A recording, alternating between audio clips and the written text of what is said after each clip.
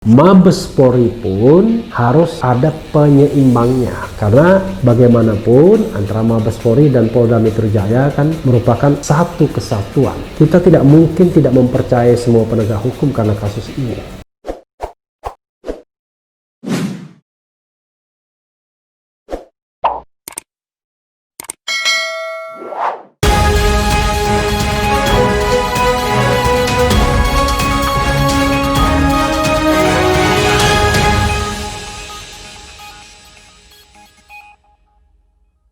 Assalamualaikum warahmatullahi wabarakatuh, Sobat RH sekalian.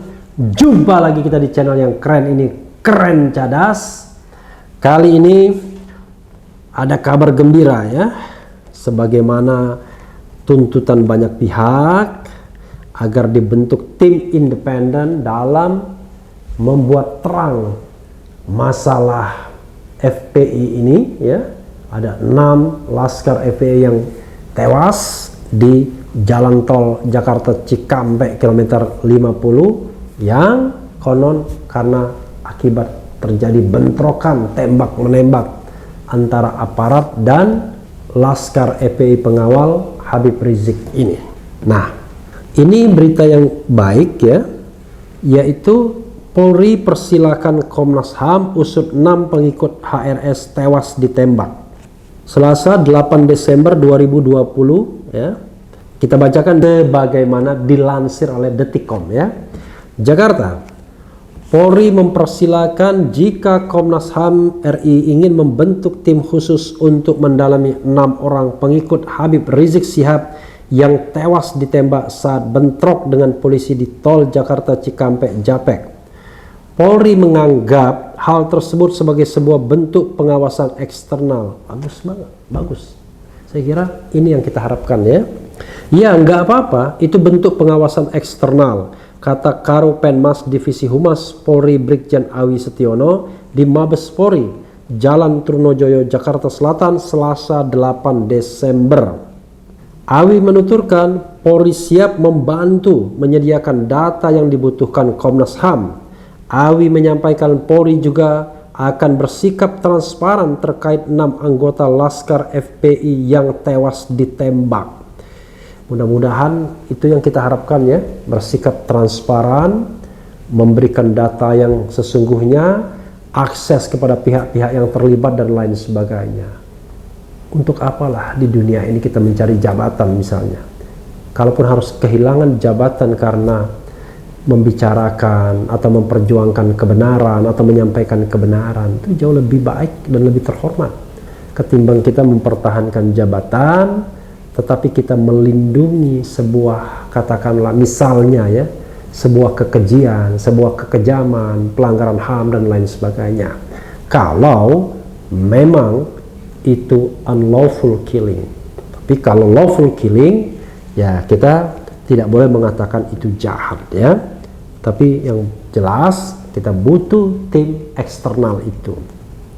Lebih lanjut, Awi mengatakan Polri memiliki tim audit internal. Awi menyebut tim tersebut saat ini sedang bekerja. Bagus juga ya, biar nanti di-combine eksternal internal. Kita di dalam juga sudah ada tim audit internal. Tentunya tim juga bekerja imbuhnya. Sebelumnya, 6 pengikut Habib Rizik Syihab tewas ditembak dalam insiden di tol yang disebut polisi karena melakukan penyerangan. Komnas HAM membentuk tim untuk mendalami kasus 6 pengikut Habib Rizik yang tewas ditembak. Komnas HAM RI melalui pemantauan dan penyelidikan telah membuat tim pemantauan dan penyelidikan. Saat ini tim sedang mendalami informasi untuk memperdalam berbagai informasi yang beredar di publik. Tulis Komnas HAM di akun Twitter mereka seperti dilihat Senin 7/12. Jadi kita sudah bahas ya soal Komnas HAM tersebut, dan ketika polisi atau Polri welcome, kita tentu sangat bergembira. Paling tidak ya, untuk tahu duduk masalah ini dengan seterang-terangnya dan segenuin-genuinnya. Apalagi kasus ini menurut pemberitaan yang ada baru tadi saya baca selintas ya, juga sudah diambil alih ke Mabes Polri, bukan ditangani oleh Polda Metro Jaya. Paling tidak itu menggambarkan ada keseriusan untuk menyelesaikan kasus ini.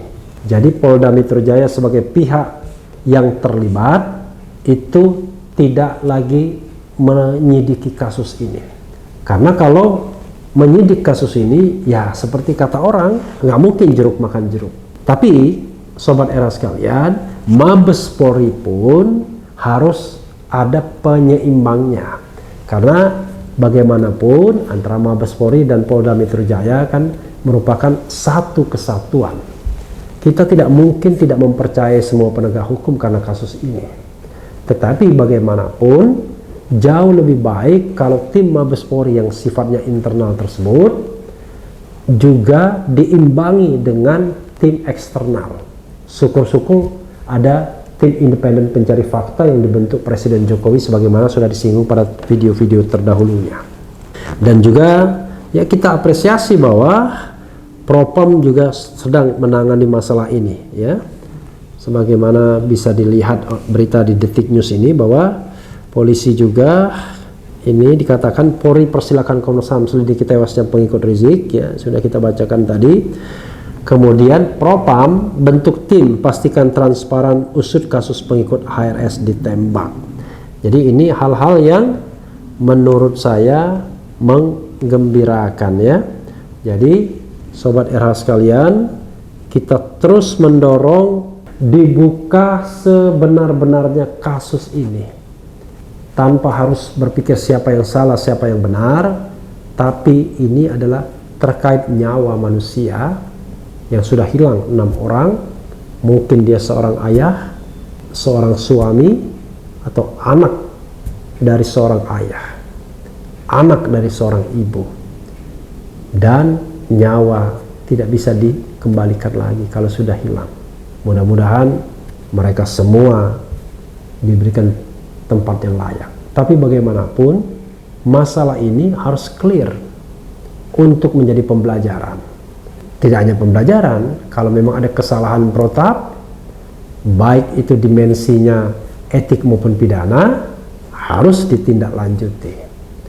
Jadi mudah-mudahan antara pihak Mabes Polri dan pihak Komnas HAM bisa menjalin kerjasama yang baik untuk membuka terang kasus ini, untuk mencari kebenaran dan tentu saja bukan mencari pembenaran.